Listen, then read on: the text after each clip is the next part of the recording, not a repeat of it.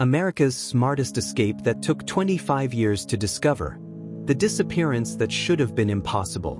Before we start, make sure you hit that subscribe button, drop a comment, and turn on notifications, because tonight's story will change how you think about prison escapes forever.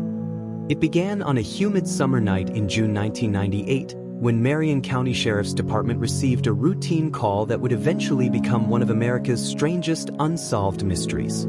The call came from Windsor State Penitentiary, a maximum security prison deep in rural Ohio. The message was simple: we're missing an inmate. But that was impossible. Windsor was known as the Fortress. It had only one entrance, 2 electrified fences, and a watchtower on every corner. No one had ever escaped it, not in 40 years. The missing man's name was Thomas Riker, age 34. Convicted for armed robbery and the death of a convenience store clerk, he was serving a life sentence without parole. Records described him as quiet, intelligent, and cooperative. He worked in the prison library, repaired typewriters, and kept to himself. When guards performed the nightly head count, his cell was empty, but there were no signs of forced exit. The lock was intact, the door was secure, and no tunnel or vent appeared tampered with. Inside the cell sat only his folded uniform and a chessboard mid-game, the Black King tipped over. Within hours, every road within 50 miles was closed. Helicopters scanned the forests, search dogs combed the area, and the FBI joined the investigation by dawn. Still, no trace. No footprints, no broken cameras, no sign of life. Detective Sarah Whitmore, a rising federal investigator, was assigned to lead the case. She walked through Riker's cell, analyzing every detail. "No one disappears into thin air," she muttered. The cell was spotless. The window was sealed with reinforced bars. The vents were too narrow for a man his size. The cameras covering the hallway had recorded every second of that night, except for a 43-second blackout at precisely 3:06 a.m. When power returned, the cell was empty. An engineer was brought in to examine the footage, but he couldn't find any digital tampering. The cameras hadn't been hacked. They'd been turned off manually from inside the prison. And only 3 people had access to that switch: the warden, the chief electrician, and a senior guard named Leon Matthews. When questioned, Matthews looked pale. "I didn't touch that system," he said. "But there's something you should see." He led Whitmore to the maintenance tunnel that ran under the cell block, a long, narrow corridor used for electrical repairs. Halfway down the passage, a section of the concrete wall looked different. Smoother, newer, almost like it had been replaced recently. Whitmore tapped the wall.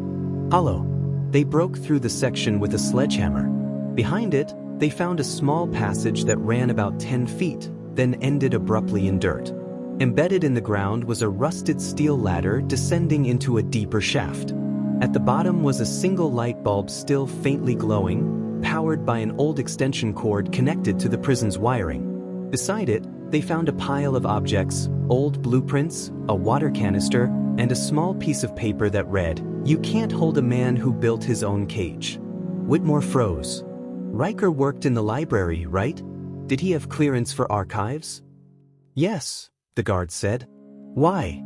"Because Windsor's blueprints are stored there." That night, she reviewed Riker's prison records. Before his arrest, he had been a civil engineer, working on state-funded infrastructure projects, including the original foundation plans for Windsor State Penitentiary. He hadn't just escaped a prison. He'd escaped his own design. By morning, word of the ghost inmate had reached the national press. Reporters swarmed the prison gates, shouting questions about inside help and corrupt staff. The warden denied all involvement, claiming Riker was likely dead somewhere in the forest. But Whitmore didn't buy it. She believed Riker had planned this for years, possibly since the day he was sentenced. Her instincts were confirmed when she received a report from the FBI field team. 3 days after the escape, 30 miles north of the prison, a hunter discovered something unusual: a metal air duct grate sticking out from the ground near an abandoned storm drain. Inside it, authorities found a pair of prison boots, covered in mud, and a playing card pinned to the dirt with a nail. The King of Spades. Whitmore stared at the evidence photo. "He left a message," she whispered. But she didn't yet understand what it meant or how deep the plan went. Because what they were about to uncover would reveal that Thomas Riker hadn't just disappeared. He'd built an escape so elaborate, so precise, that it would take 25 years for anyone to realize what he'd really done. The man who rewrote his own identity. The press called him the Ghost of Windsor. The prison called him a breach. Detective Sarah Whitmore called him something else, intentional. In the days after the escape, Whitmore kept replaying the same facts. No tunnel wide enough for a man. No forced door. No camera footage. No one saw him run. No one heard him move. Yet somehow, Thomas Riker, a man with no parole, no outside contact, and no future, simply stopped existing. There are two ways to erase a person, she told herself. You can hide the body, or you can rewrite the paperwork. So she stopped treating the case like a manhunt and started treating it like an audit. She went back through 20 years of Windsor State paperwork, transfer logs, medical intake, maintenance approvals, contractor badges, visitors, outside vendors. She was looking for one thing, a moment where Riker, even for a second, was allowed to not be Riker. And then she found it. 2 months before the escape, a routine entry appeared in the medical records. Inmate TR 147 scheduled for imaging after reported chest pain. TR 147 was Riker's internal ID. The report said he was escorted to the prison infirmary at 2:40 p.m. by Officer Leon Matthews and released back to his cell at 4:15 p.m. But the infirmary log told a different story. According to that log, TR 147 never checked in. Whitmore stared at the page. So where did he go for those missing 95 minutes? When she pulled hallway camera recordings from that afternoon, she saw something that made her sit forward in her chair. At 2:41 p.m., two men in identical orange jumpsuits were being pushed down the service corridor on rolling gurneys. One was conscious. One was under a sheet. Only one came back. She paused the frame. Zoomed in. The conscious inmate looked like Riker. Same build, same jawline, same haircut. The other inmate, the one under the sheet, couldn't be seen. Just hands. Motionless. She checked the infirmary death log. No inmate deaths recorded that day. Leon, she whispered. Officer Leon Matthews, the guard who didn't touch the system, was the same guard who walked those gurneys. Whitmore met with him again. This time, no polite tone. You moved 2 inmates to medical and brought one back, she said. Explain. Matthews shook his head. His hands wouldn't stop moving. You don't understand. You really don't understand what he was capable of. Then help me understand. Matthews swallowed. Riker didn't talk like a criminal. He talked like a planner. He didn't say, when I get out. He said, when the file says I'm not here anymore. What file? The living file, Matthews said. Prison doesn't just run on bars. It runs on forms. Whitmore held his stare. Did you help him? Matthews leaned in and whispered, he promised me I'd never work another overnight in this place again. That was all she needed. With a warrant, she searched Matthews' locker.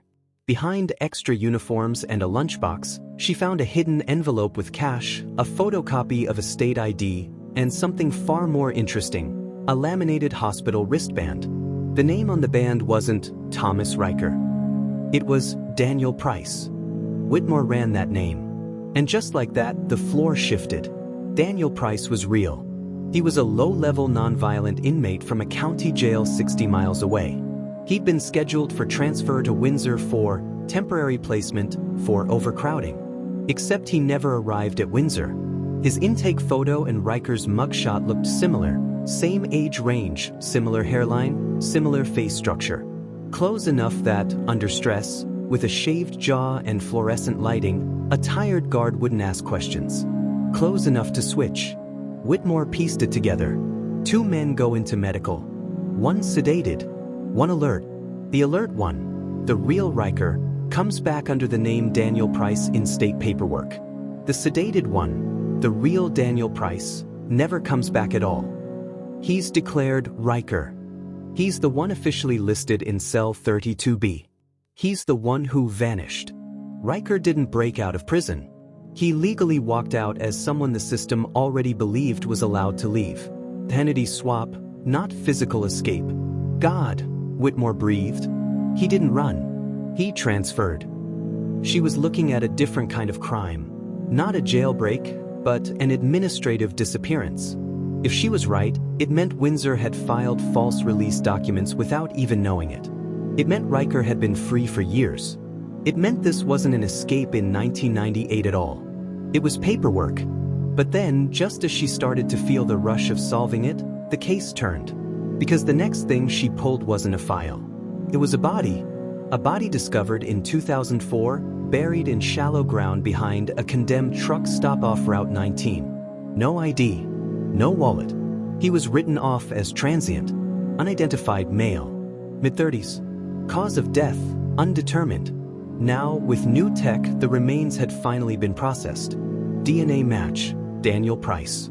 The man who was supposed to replace Riker. Whitmore felt her stomach drop. If Daniel Price was dead 6 years after the escape, it meant Riker didn't just switch names. He erased the only witness. And if he did that in 2004, it meant one more thing. Riker was still out there, alive, and he'd had 25 years to become whoever he wanted. But the final detail was the one that kept her up. Buried with the body was something else. Not cash. Not a weapon. Not ID. It was a folded map. A map with 3 addresses circled in red ink. One of those addresses belonged to someone Whitmore recognized instantly. Her own supervisor. "Why is his house on this?" she whispered. Because this wasn't just about an escape anymore. It was about who helped hide it. The architect in plain sight. Detective Sarah Whitmore stared at the map spread across her desk, her pulse pounding. 3 red circles bled into the paper like wounds, one around a suburban address that belonged to her supervisor, Deputy Director Paul Grayson. Grayson had been in charge of the Windsor investigation when it started 25 years ago. He'd shut it down after 6 months, declaring Riker presumed deceased. Now, it looked like the story he buried wasn't just the case. It might have been the truth. The first address led Whitmore to a storage facility in Cleveland. Unit 114 was registered under a shell company called Price Construction Limited. The name hit her like a cold hand. Price, the same alias Riker had stolen. Inside the unit, dust floated through thin sunlight slicing between the corrugated walls. Rows of blueprints lined the shelves, bridges, warehouses, even municipal buildings. Some were marked with red tape. And in the back corner, locked in a cabinet, she found it. A file stamped Windsor State Expansion Project, 1995. She flipped it open. There it was, Riker's signature, same neat handwriting from the note found in his escape tunnel. But below his name was another one, co-signed on the project, Paul Grayson. She didn't want to believe it, but the paperwork didn't lie. Riker hadn't escaped from the system, he'd escaped with someone inside it. Grayson had once overseen infrastructure audits for state facilities. If Riker had designed the original prison, Grayson had approved its blueprints. They knew every pipe, every corridor, every flaw. That night, Whitmore drove to Grayson's address, the 3rd red circle. A 2-story colonial house in a quiet neighborhood, porch light flickering in the rain. She waited until the neighborhood fell asleep, then approached the garage. Inside, tools hung in precise order, not a single one out of place. On a workbench sat an open briefcase, its contents half-packed. Flight tickets. Passport. A burner phone. The name on the passport? Thomas D. Price. Whitmore froze. "He's here," she whispered. A creak echoed from upstairs. A silhouette crossed the stair landing.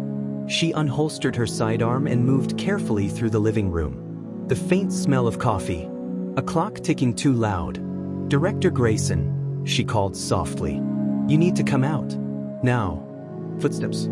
Then a voice, calm, familiar. "You shouldn't have come alone, Sarah." Grayson stepped out of the shadows.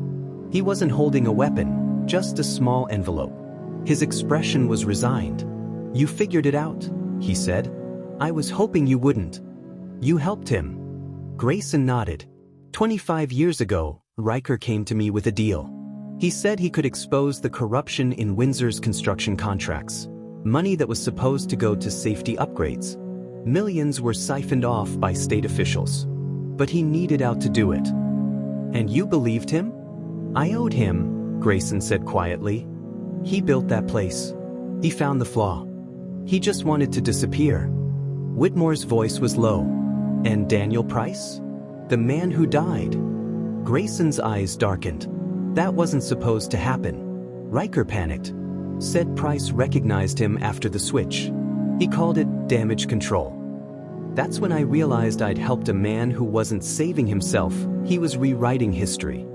He handed her the envelope. He left this for you. Inside was a letter written in the same elegant script.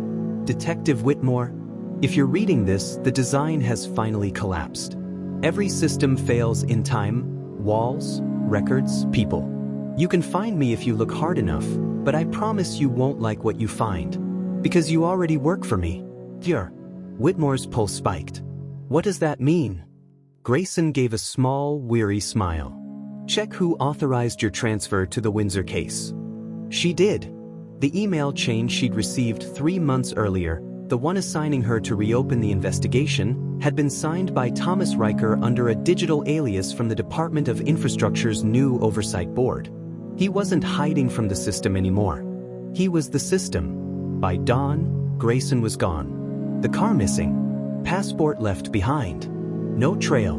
FBI task forces combed financial networks and discovered something chilling. Over the past decade, Thomas D. Price had quietly purchased land in 3 states under government development contracts, using legitimate paperwork and verified IDs. Everything had been built to code. Everything except the records themselves. Riker had embedded his identity into the state's construction backbone. Licenses, signatures, payments. He'd become a phantom contractor.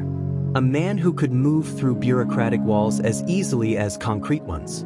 Weeks later, Whitmore stood at Windsor Penitentiary, now an abandoned ruin set for demolition. As she walked past the old cell block, she noticed fresh chalk on one wall, modern handwriting, not from inmates past. It read, 25 years later, the design still holds. She stared at it for a long time, rain running down the concrete, her reflection faint in the metal bars.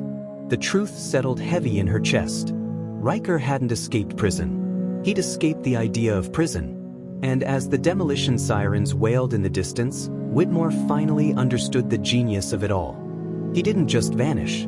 He became the blueprint. If you thought this story was wild, you're not ready for what's next.